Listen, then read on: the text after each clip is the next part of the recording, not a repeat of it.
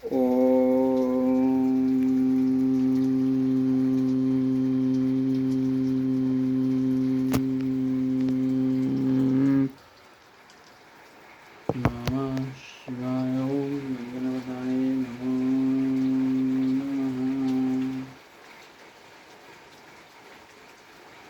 हम पढ़ेंगे पुरोहित धौम्य के आदेश अनुसार युधिष्ठिर की सूर्योपासना और अक्षय पात्र की प्राप्ति। वैशंपायन जी कहते हैं, जन्मेजय शौनक जी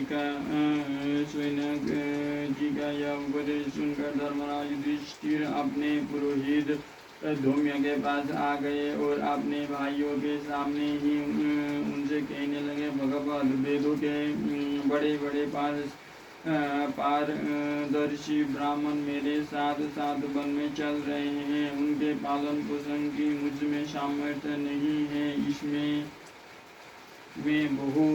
इससे मैं बहुत दुखी हूँ। ना तो मैं उनका पालन पोषण ही कर सकता हूँ और ना उन्हें छोड़ ही सकता हूँ। ऐसी परिस्थिति में मुझे क्या करना चाहिए, आप कृपा करके यह बतलाइए। धर्मराज युधिष्ठिर का प्रश्न सुनकर पुरोहित धौम्य ने योग दृष्टि से कुछ समय तक इस विषय पर विचार किया। तदनंतर धर्मराज को संबोधन करके कहा, धर्मराज, सृष्टि के प्रारंभ में जब सभी प्राणी भूख से व्याकुल हो रहे थे, तब भगवान सूर्य ने दया करके पिता के समान अपने किरण करो से पृथ्वी का रस खींचा और फिर दक्षिणायन के समय उसमें प्रवेश किया। इस प्रकार जब उन्होंने क्षेत्र तैयार कर दिया, तब चंद्रमा ने उसमें औषधियों का बीज डाला और उसी के फलस्वरूप अन्न की उत्पत्ति हुई। उसी अन्न से प्राणियों ने अपनी भूख मिटाई।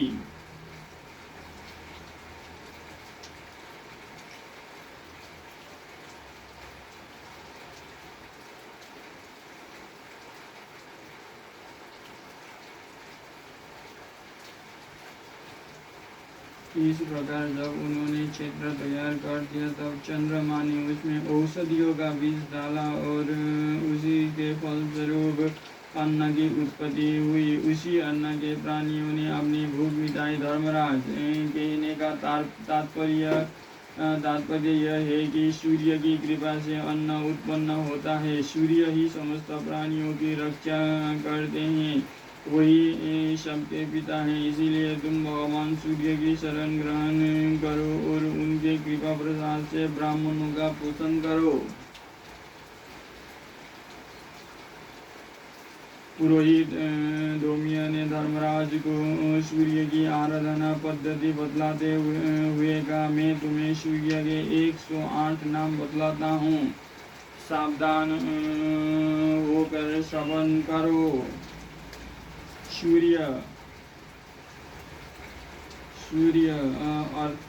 अर्थमा, भग, त्वष्टा, उषा, अर्क, सविता, रवि, भवस्तिमान, अज, काल, मृत्यु, धाता, प्रभाकर, पृथ्वी, जल, तेज, वायु, आकाश स्वरूप, सोम, बृहस्पति, शुक्र, बुध, मंगल, इंद्र, विवस्वान, दीप्ताशु, शुचि, शेरी, शानेश्वर, ब्रह्मा, विष्णु, रुद्र, स्कंद, यम, वैद्युत, अग्नि, जाटर अग्नि, ईंधन अग्नि, तेजस्वती, धर्मध्वज, वेदकर्ता, वेदांग, वेदवाहन, सत्य, त्रेता, द्वापर, काली, कला, क्राष्टा, मुहूर्त, क्षमा, याम, क्षण, शरबत, सरकर शरबत शकर शरबत शर्कर अश्वस्थ्य कालचक्र विभावसु शाश्वत पुरुष योगी व्यक्त अव्यक्त सनातन कालदक्ष प्रजादक्ष विश्वकर्मा तमोनुद वरुण सागर अंश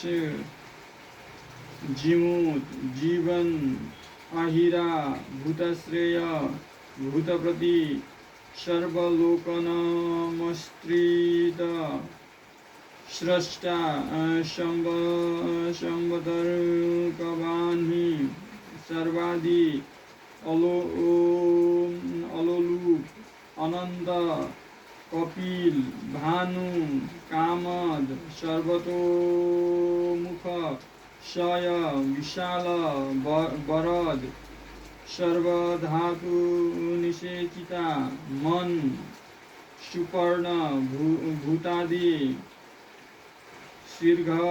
शीर्घग प्राणधारक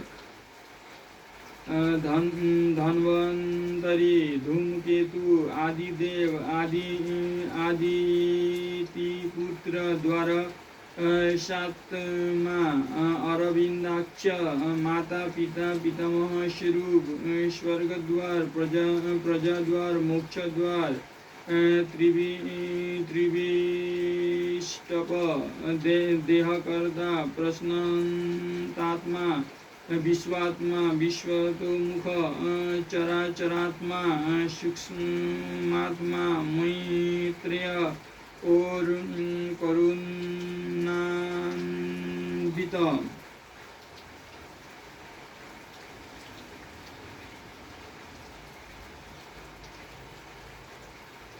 धर्मराज अमित तेजस्वी एवं कीर्तन करने योग्य भगवान सूर्य के 108 नाम है। स्वयं ब्रह्मा जी ने इनका वर्णन किया है। इन नामों का उच्चारण करके भगवान सूर्य को इस प्रकार नमस्कार करना चाहिए।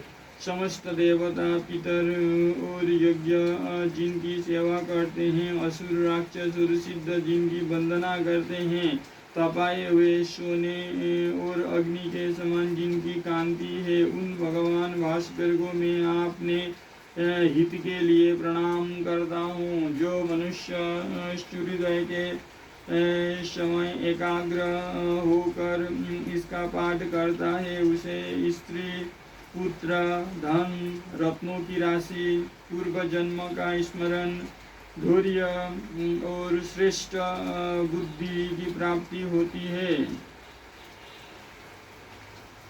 जो मनुष्य पवित्र होकर शुद्ध और एकाग्र मन से भगवान सूर्य की इस स्तुति का पाठ करता है, वो समस्त शोकों से मुक्त होकर अभिष्ट वस्तु प्राप्त करता है। पुरोहित धूम्य की यह बात सुनकर संयमी एवं दृढ़व्रती धर्मराज ने शास्त्रोक्त सामग्रियों से भगवान सूर्य की आराधना और तपस्या की। वे स्नान करके भगवान सूर्य के सामने खड़े हुए और आचमन प्राणायाम आदि करके भगवान सूर्य की स्तुति करने लगे। युधिष्ठिर ने कहा, सूर्यदेव आप सारे जगत के नेत्र हैं, समस्त प्राणियों के आत्मा हैं, आप ही समस्त प्राणियों के मूल कारण और कर्मनिष्ठा के सदाचार है। सांख्य निष्ठा और योग निष्ठा के उपासक अन्न में आपको ही प्राप्त होता है। आप मोक्ष के खुले द्वार है और मुमुक्षुओं के परम आश्रय है। आप ही समस्त लोकों को धारण करते, प्रकाशित करते, पवित्र करते तथा बिना किसी स्वार्थ के पालन करते हैं। अब तक के बड़े बड़े ऋषियों ने आपकी पूजा की है और अब भी वेदज्ञ ब्राह्मण आपने शास्त्रोक्त मंत्रों के द्वारा समय पर आपका उपस्थान करते हैं। सिद्धाचारण गंधर्व यक्ष गृह्णाग और पन्नग आपसे वर प्राप्त करने की अभिलाषा से आप के दिव्य रथ के पीछे पीछे चलते हैं। 33 देवता विश्वदेव आदि देवगण उपेंद्र और महेंद्र भी आपकी आराधना से ही सिद्ध हुए हैं। विद्याधर कल्प वृक्ष के पुष्पों से आपकी पूजा करके अपना मनोरथ सफल करते हैं। ब्रह्मा पितर देवता मनुष्य सभी आपकी पूजा करके गौरवान्वित होते हैं। 8 वसु अनाचार मरुदगण 11 रुद्र सांध्यगण और बालकिल्य आदि सभी आपकी आराधना से श्रेष्ठता के प्राप्त हुए हैं। ब्रह्मलोक से लेकर पृथ्वी पर्यंत समस्त लोगों में ऐसा कोई भी प्राणी नहीं जो आपसे बढ़कर हो। ये तो बहुत बड़े बड़े शक्तिशाली जगत में निवास करते हैं, परंतु आपके प्रभाव और कांति के सामने वे नहीं ठहर सकते। जितने भी ज्योतिर्मय पदार्थ है वे सब आपके अंतर्धान है। आप समस्त ज्योतियों के स्वामी हैं। सत्य सत्व और सभी सात्विक भाव आप में ही प्रतिष्ठित है। भगवान विष्णु जिस चक्र के द्वारा असुरों का घमंड चूर्ण करते हैं वो आपके ही अंश से बना हुआ है। आप ग्रीष्म ऋतु में अपनी किरणों से समस्त औषधि रस और प्राणियों का तेज खींच लेते हैं और वर्षा ऋतु में लौटा देते हैं। वर्षा ऋतु में आपकी ही बहुत सी किरणें तपती है, जलाती है और गरजती है। वे ही बिजली बनकर चमकती है और बादलों के रूप में बरसती भी है। जाड़े से ठिठुरते हुए पुरुषों को अग्नि से, ओढ़नों से और कंबलों से वैसा सुख नहीं मिलता जैसा आपकी किरणों से मिलता है। आप अपनी रश्मियों से 13 दीप वाली पृथ्वी को प्रकाशित करते हैं। आप बिना किसी की सहायता की अपेक्षा के तीनों लोगों के हित में लगे रहते हैं। यदि आपका उदय ना हो तो सारा जगत अंधा हो जाए। धर्म अर्थ और काम संबंधी कर्मों में किसी की प्रवृत्ति न हो। ब्राह्मणादि द्विजादि संस्कार यज्ञ मंत्र तपस्या और वर्णाश्रमोचित कर्म आपकी कृपा से ही करते हैं। ब्रह्मा का एक दिन 1000 युग होता है। उसके आदि अंत के विधाता भी आप ही हैं। मनुपुत्र जगत मनुष्य मनवंतर और ब्रह्मादि समर्थों के भी स्वामी आप ही हैं। प्रलय का समय आने पर आपके क्रोध से ही सर्व तक अग्नि प्रकट होता है और तीनों लोगों को जलाकर आप में स्थित हो जाता है। आपकी किरणों से ही रंग बिरंगे रावत आदि मेघ और बिजलियां पैदा होती है तथा प्रलय करती है। आप ही 12 रूप बनकर 12 आदित्यों के नाम से प्रसिद्ध है। प्रलय के समय सारे समुद्र का जल आप अपनी किरणों से सुखा देते हैं। इंद्र विष्णु रुद्र प्रजापति अग्नि सूक्ष्म मन प्रभु शाश्वत ब्रह्म आदि आपके ही नाम है। आप ही हंस सविता भानु अंशुमाली वृषा कपि विवस्वान मिहिर पूषा मित्र तथा धर्म है। आप ही सहस्त्र रश्मि आदित्य तपन गोपति मार्तंड अर्क रवि सूर्य सारण्य एवं दिनकर है। आप ही दिवाकर सप्तसत्वी धाम केसी विरोचन आशुगामी तमोग्न और हरिताश्व कहलाते हैं। जो सप्तमी अथवा सप्तमी अथवा सृष्टि के दिन प्रसन्नता और भक्ति से आपकी पूजा करता है तथा अहंकार नहीं करता उसे लक्ष्मी की प्राप्ति होती है। जो सप्तमी अथवा षष्ठी के दिन प्रसन्नता और भक्ति से आपकी पूजा करता है तथा अहंकार नहीं करता, उसे लक्ष्मी की प्राप्ति होती है। जो अनन्य चित्त से आपकी पूजा और नमस्कार करते हैं, उन्हें आदि व्याधि तथा आपत्तियां नहीं सताती। आपके भक्त समस्त रोगों से रहित, पापों से मुक्त, सुखी और चिरजीवी होते हैं। हे अन्नपते, मैं श्रद्धापूर्वक सबको अन्न देना और सबका आतिथ्य करना चाहता हूँ। मुझे अन्न की कामना है, आप कृपा करके मेरी अभिलाषा पूर्ण कीजिए। आपके चरणों में रहने वाले माटर, अरुण, दंड आदि उन अनुचरों को मैं प्रणाम करता हूँ जो वज्र, बिजली आदि के प्रवर्तक है। श्रुवा, मैत्री आदि अन्य भूत माताओं को भी मैं प्रणाम करता हूँ।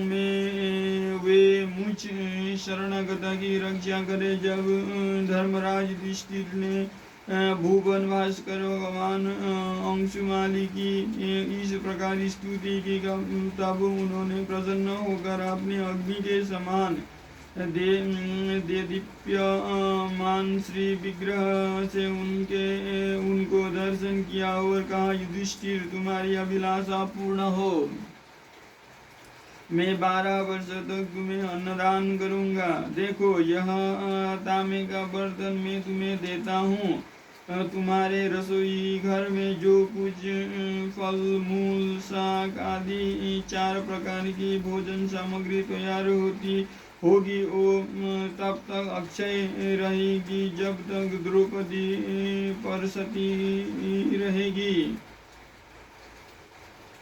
तुम्हारे रसोई घर में जो कुछ फल, मूल, शाक आदि 4 प्रकार की भोजन सामग्री तैयार होगी, वो तब तक अक्षय रहेगी जब तक द्रौपदी परसती रहेगी। आपके 14वें वर्ष में तुम्हें अपना राज्य मिल जाएगा। इतना कहकर भगवान सूर्य अंतर्धान हो गए। जो पुरुष संयम और एकाग्रता के साथ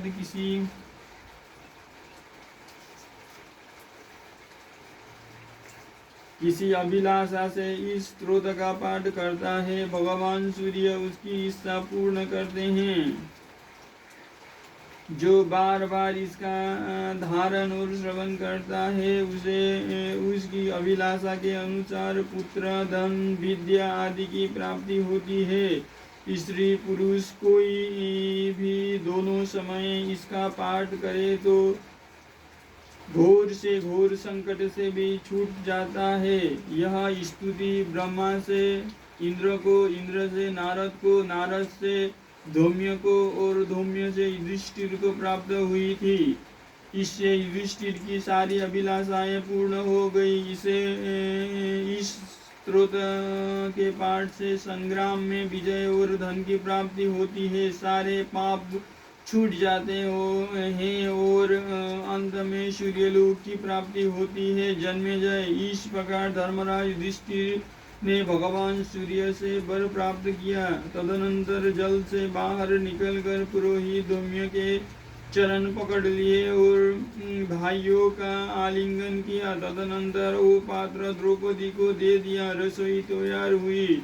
थोड़ा सा पकाया हुआ अन्न भी उस पात्र के प्रभाव से बढ़ जाता और अक्षय हो जाता। उसी के धर्मराज युधिष्ठिर ब्राह्मणों को भोजन कराने लगे। धर्मराज युधिष्ठिर ब्राह्मणों के भोजन के पश्चात भाइयों को खिलाकर तब यज्ञ से बचे हुए अमृत के समान अन्न का भोजन करते। युधिष्ठिर के बाद द्रौपदी भोजन करती, तब उस पात्र का अन्न समाप्त हो जाता। इस प्रकार युधिष्ठिर भगवान सूर्य से अक्षय पात्र प्राप्त करके ब्राह्मणों की अभिलाषा पूर्ण करने लगे।